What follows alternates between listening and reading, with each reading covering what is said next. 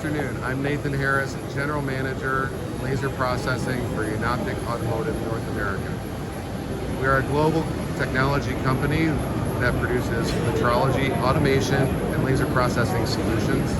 We work with our customers to bridge that gap of technology and the plant floor. We hope we can work with you someday soon.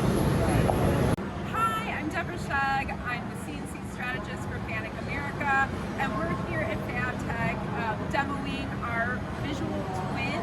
This is actually not a video, it's a simulation using a virtualized CNC. It's actually reproducing the real-world cutting of real machine tool action. What we have here is an on-screwed twin table machine. It's cutting an aerospace part.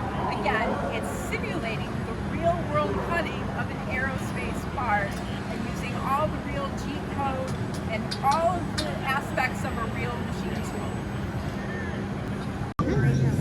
Hi, I'm Mike Morissette with the TruMatic Applications Group at TRUMPF.